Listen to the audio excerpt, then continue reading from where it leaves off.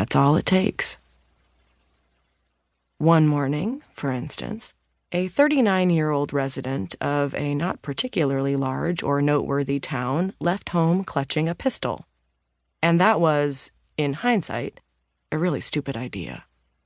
Because this is a story about a hostage drama, but that wasn't the intention.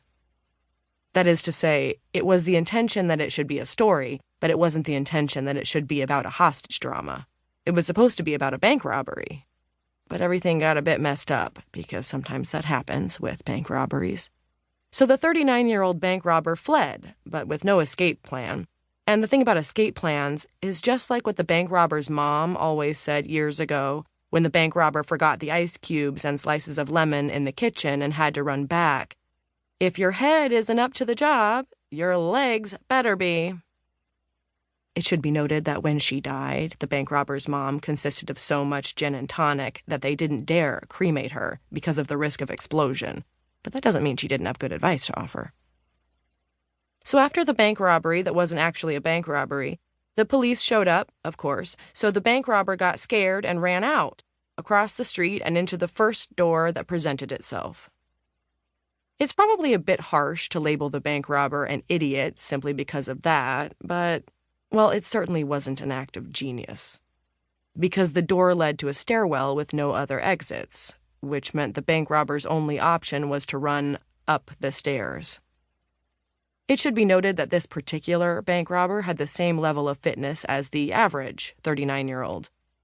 Not one of those big city 39-year-olds who deal with their midlife crisis by buying ridiculously expensive cycling shorts and swimming caps because they have a black hole in their soul that devours Instagram pictures. More the sort of 39-year-old whose daily consumption of cheese and carbohydrates was more likely to be classified medically as a cry for help rather than a diet. So by the time the bank robber reached the top floor, all sorts of glands had opened up, causing breathing that sounded like something you usually associate with the sort of secret societies that demand a password through a hatch in the door before they let you in. By this point, any chance of evading the police had dwindled to pretty much non-existent.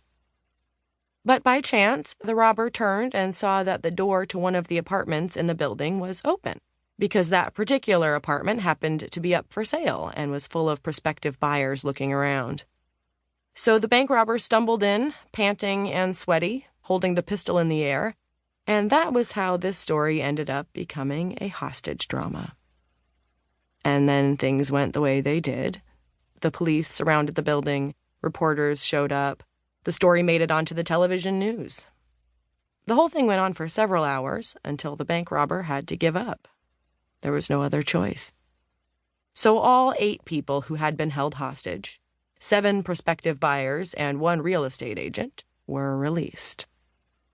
A couple of minutes later, the police stormed the apartment. But by then, it was empty. No one knew where the bank robber had gone. That's really all you need to know at this point.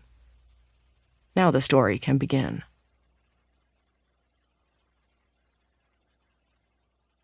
Chapter 2.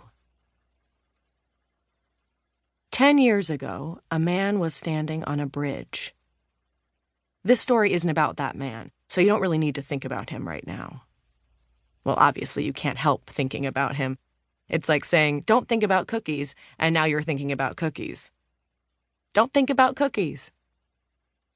All you need to know is that a man was standing on a bridge 10 years ago, up on the railing, high above the water, at the end of his life. Don't think about that anymore now. Think about something nicer.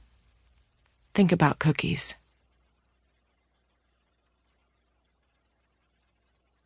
Chapter 3. It's the day before New Year's Eve in a not particularly large town.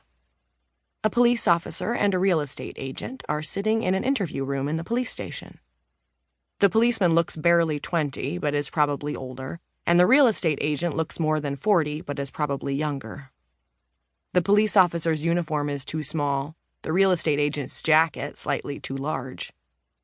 The real estate agent looks like she'd rather be somewhere else, and after the past 15 minutes of conversation, the policeman looks like he wishes the real estate agent were somewhere else too.